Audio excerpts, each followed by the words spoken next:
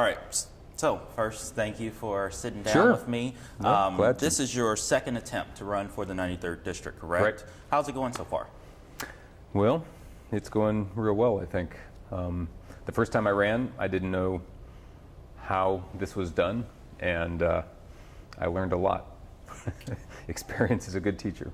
Yeah, what are you doing differently from last time now to this time? Well, last time I didn't really understand how to run a campaign, and we learned a lot last time, but there were a lot of things that really didn't come together like they are now.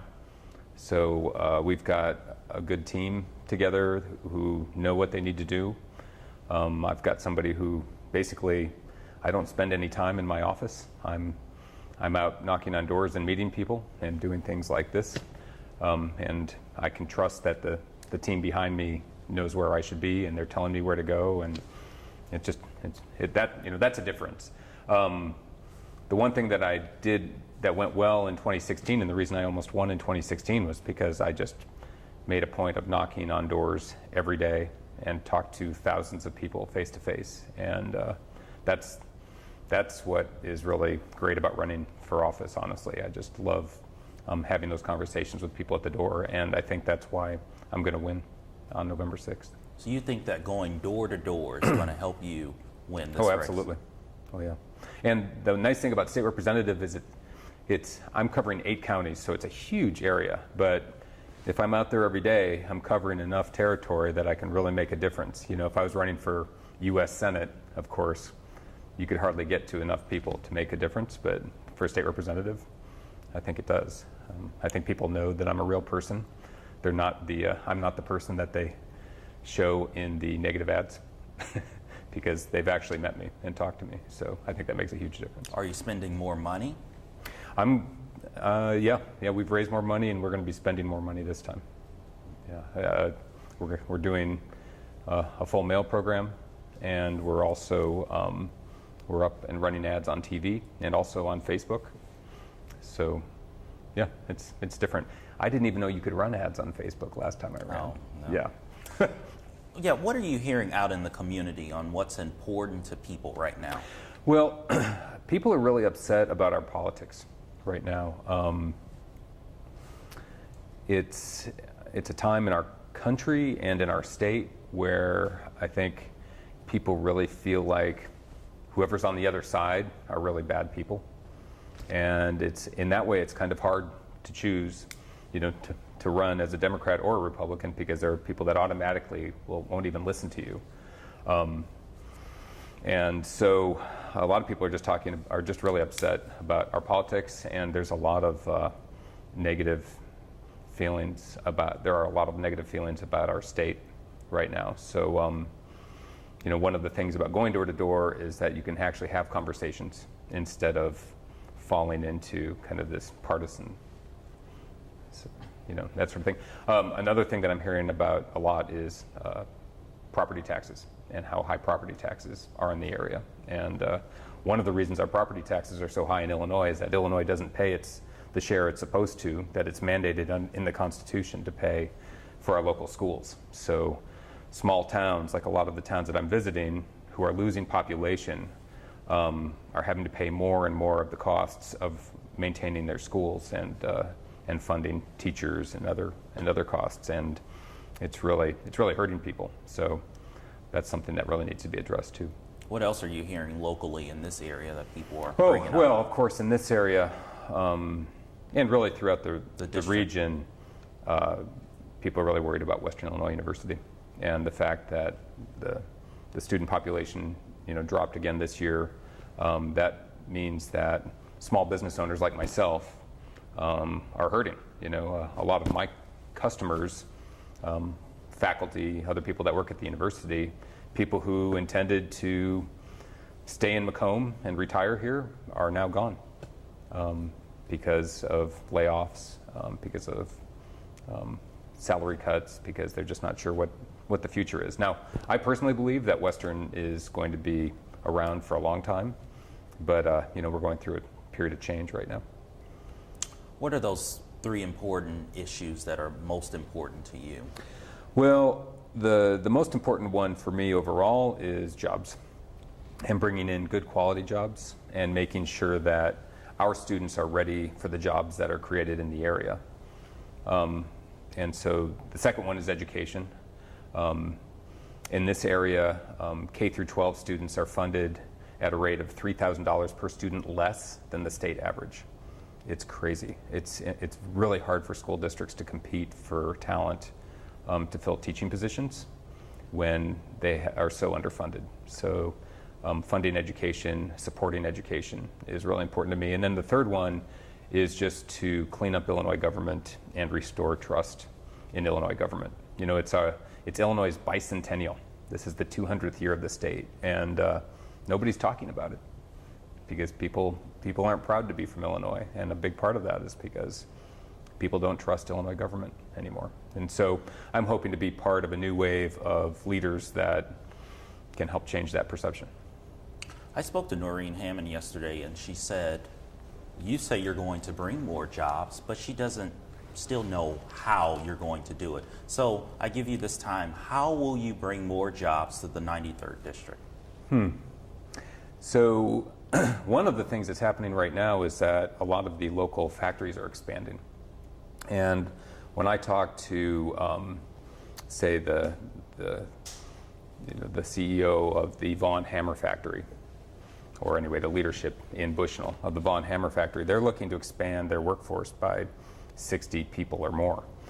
And they have everything lined up. They're making the infrastructure improvements. They're moving the machinery in. Their big concern is finding good workers who can fill those positions. And one of the things I think we need to do is get high school students, especially those who don't plan to go on and get a 4-year college degree, some real work experience while they're in high school, so that when they graduate from high school, they can move right into those jobs. Another thing that we need to do is, I think we need to be looking at tax incentives for small businesses to open up in the area. I really feel like we need to look at big multinational companies like the Walmarts and the Amazons as in a different category than a small locally owned business, that's owned by a local family. And I think you could create tax incentives for those smaller businesses, and I think we could ask the Walmarts and the Amazons to pay a little more of their fair share of the infrastructure costs in Illinois. You've talked about voters in the 93rd District wanting a new face, wanting change, right? Yes. Explain more about that. Well, one of the things I hear all the time is that people are tired of career politicians. And my opponent has been in Springfield for 20 years. And she's an insider. She's somebody who spends most of her time outside of her hometown. And I think people just want to see new faces and people that do things a different way. And in fact, I think it's clear because everybody that I say that to, they agree. Even if they don't necessarily support, some of the other things that I do. Yeah. Why not keep Representative Hammond in office anymore? Well, every election we have a chance to choose whether the person that's in a seat, that's representing you is as good as somebody else if they have an opponent. And right now, I think that the good money is on me. I think I will be a better representative than her, and I think I've been proving that by my work ethic, by going out and meeting as many people as I have, and frankly, coming up with some fresh ideas. You spoke earlier, the state of Western Illinois University is depressing all over. I mean, we have programs that are being cut Yes. and teacher layoffs and Yes. more that's going on here, and that's going to continue to go on throughout the next several years. How will you keep WIU on its feet? Well, we need to make sure that Illinois state schools aren't priced out of the market. One of the problems right now, or at least especially during the budget impasse, which was caused in part by by Noreen Hammond's votes against a budget for 2 years. we need to fund our MAP grants. So when a lower income student or a lower middle class student or a middle class student wants to go to college, they've got some additional funding so that they're not having to pay upwards of $25,000 out of pocket, right? We need to lower that cost for those students. And it's called a state university for a reason. Students shouldn't have to pay a private university price to go to a state school. And when the price gets too high for our state universities, students choose to go to other states for college. And we've seen that happen over the last few years. I think it's really important to remember that in 2000, just 18 years ago, the Illinois State University system was considered the top state university system in the country. We have been running it into the ground through underfunding. And, we have the infrastructure, we have the universities. It would be crazy to not support what we have and what we know works. And we know that universities are one of the best predictors of future economic growth. And we need Western Illinois University if we want this region to thrive. So we absolutely need to support it. At the last of League of Women's Forum, you said that you won't support Mike Madigan for Speaker of the House. Why? No. What I said was I'm going to support the leaders who are going to help this region. So, whoever that's going to be, whoever's going to work in partnership with me to improve, to bring the resources that we need for this area, that's who I'm going to be working with. One of the things I'm not going to do when I get to Springfield is start sticking my finger in people's eyes and making enemies, because that's not going to help anybody in our region. It's going to be time to work together. So, I'm going to work with whoever is in power at that time, whether it's Governor Rauner, Governor Pritzker, or whoever it might be. Do you feel he's been helping this area, Who? Mike Madigan? Well, I think that the biggest downturn we've seen in this area has been during Governor Bruce Rauner's governorship. I don't know enough about Mike Madigan's record to comment on whether he's been helpful in the past, but if he wants my support, and if I'm going to be, if we're going to agree on things instead of disagreeing, then they're going to be things that are going to help our area, and that includes Western Illinois University, of course. Also at that forum, you said that the EDA, the Equal Rights Amendment. ERA. Yeah, ERA is long overdue. Yes. Why do you say that?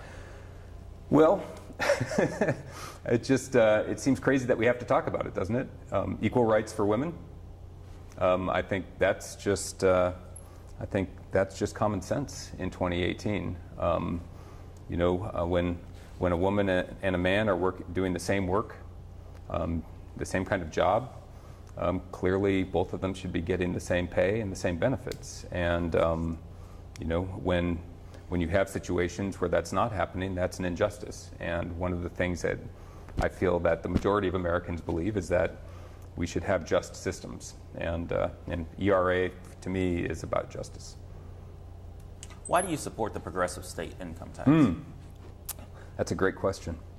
Right now in Illinois, the poorest Illinoisans, the bottom 20%, and this is from a study that came out in April from a nonpartisan group called the Center for Tax and Budget Accountability. They're really good. They've got some great ideas about how to fix Illinois, financially especially. But they showed that 13% of a poor person in Illinois' income goes to taxes, right? Sales taxes, property taxes, licenses, and so on. For somebody who's middle class, somebody in the middle 20% in Illinois, it's over 10% of their income goes to taxes. Those are the two highest rates in the Midwest, right? Our middle class and our lower class, our lower income folks are really overtaxed in Illinois. The top 1% pays about 4.6% of their income in taxes. That is the lowest rate. Illinois is essentially a tax haven for the very rich and a tax burden on the poorest and middle class. And really the only tax, the the best way to equal that out and to get more money for our schools, to get more money for our infrastructure, to get more money into our school systems so that we can actually lower property taxes is to make sure that upper income folks are paying a higher rate of income tax to kind of make up that difference. And so the progressive tax makes a lot of sense. And it's a reason that our federal taxes are progressive. It's the reason that Missouri, Iowa, Wisconsin, Minnesota, states where people are leaving Illinois to go to those states have progressive income taxes. And it just makes good sense, and it's really the best way that I see to help dig Illinois out of this hole that we're in financially. The 93rd District, mostly conservative, and it seems that, do you feel that you've made certain people think twice about crossing the aisle, voting Democrat? Oh, yes. I just left my campaign office, and just as I was leaving, a man came in, older voter, must have been late 60s. He said, I'm a Republican, but I want to talk to you. And we sat down and talked, and I shared my ideas and platform, and he said, well, my wife and I are voting for you. And I hear that a lot. One of the things that I've really made a point of doing is going out and reaching out to all voters. It's standard practice for candidates to go out and reach out to their voters. If you're running as a Democrat, you go and talk to Democrats. If you're running as a Republican, you go out and talk to Republicans. I go out and talk to them all. And some of those conversations are hard. And some of those people are not necessarily friendly. But it's really important for me to hear that perspective. And I've learned a lot from talking to conservatives. And and when I become state representative, it's going to be important to me to represent everybody, even if they're not somebody who voted for me during the election. So for someone that has voted for Hammond so many times, and Sure. they're still feeling that I'm a Republican, I still want to support her, but they look at and they say to you, what are the differences between the both of you? What would you say to say you should look into me? Yeah, so the problems that the 93rd District is facing, the problems that the people are facing, the communities that are facing in this area, are not Democrat or Republican problems. Empty houses, closed businesses, people leaving, not the funding that we need for our roads and our streets. Those aren't Democrat or Republican issues. So what you need to do is look at who the best person is, or maybe who the person is that's going to work the hardest and who has some new ideas. And I think it's been clear in this campaign who's the harder worker. I'm a farmer. I work with my hands all the time. I'm a teacher, and a lot of times I'm doing both of those things full time. There's the old saying, if you want to get something done, you ask a busy person.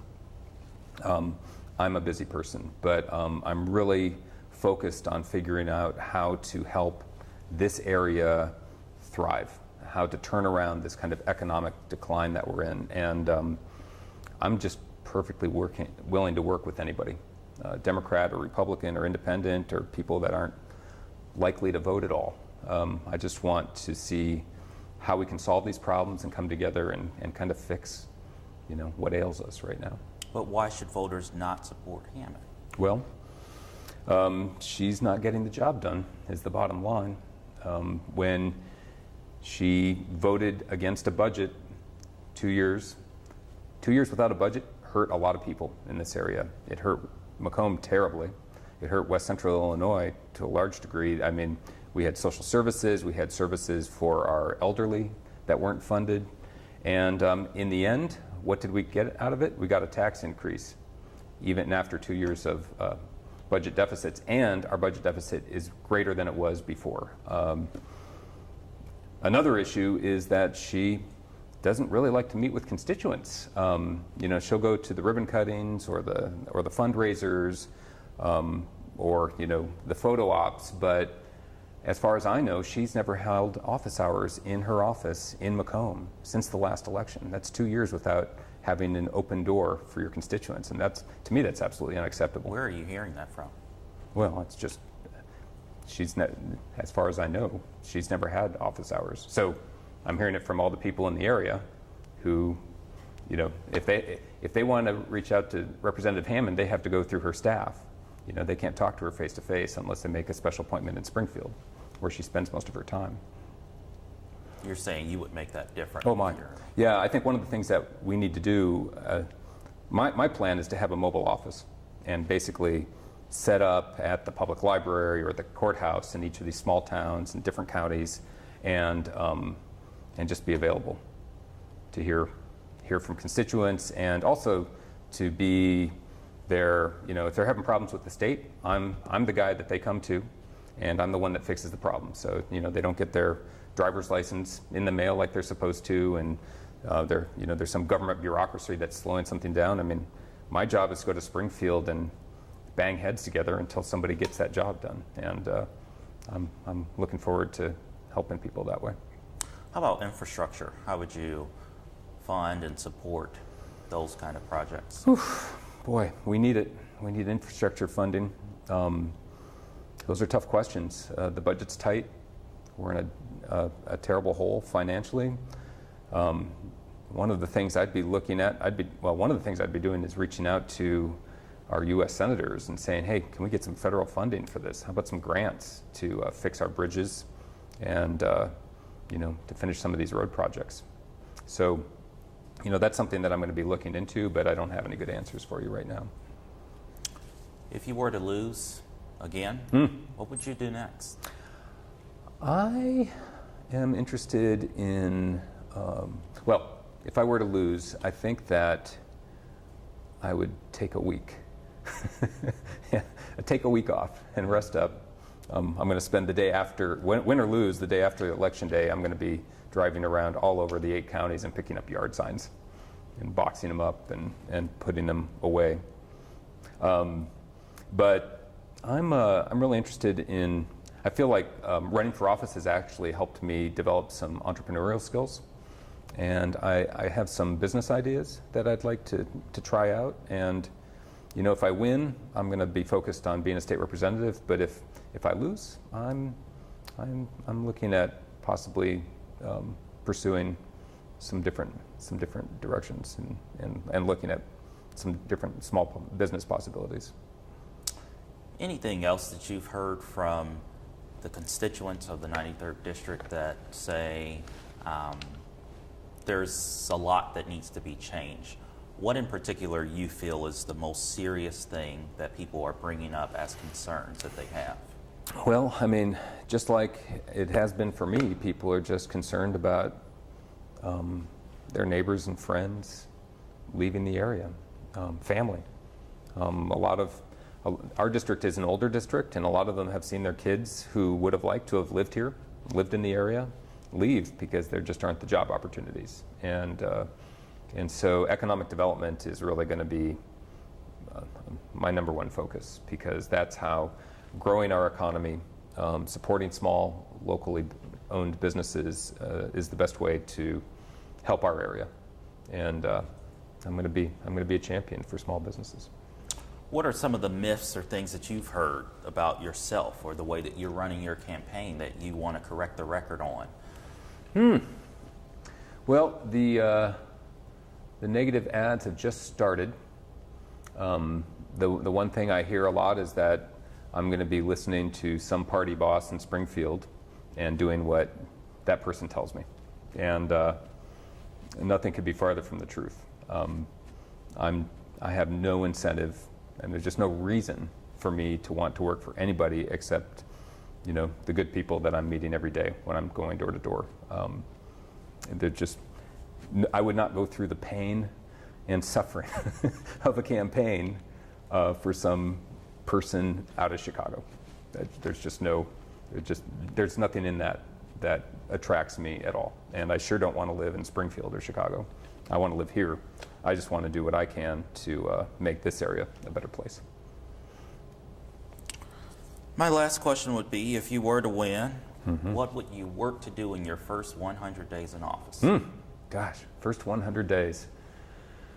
I would reach out to legislators who I and my staff have identified as successful, and get ideas about how to run a successful office and how to help people the most. I certainly intend to reach out to former State Senator John Sullivan and ask for advice. I would reach out, but I would also reach out to Noreen Hammond's people and see if they would be willing to help us get set up in the interest of helping the people in the district. You know, I'm sure they have some good suggestions. I'm sure that they have things that they're working on right now that we should continue. And I hope that that they would be willing to cooperate that way. Certainly, I intend to. You know, if I win, and then when I pass on, when somebody else takes that seat. But I really intend to do a listening tour again. After being elected, I think people will maybe, especially government leaders, will be more willing to meet with me. Not that they haven't been willing, but I think they might be more eager to meet with me. So I intend to do kind of a tour of city councils, county boards, mayors, and find out what their priorities are so that I can help make those my priority. And I think that'll be a great start. You optimistic? I am. I wouldn't be running if I wasn't optimistic. Anything else?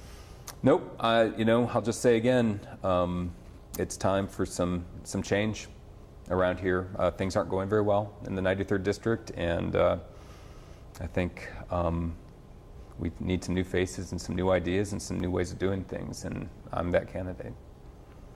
Okay, thank you.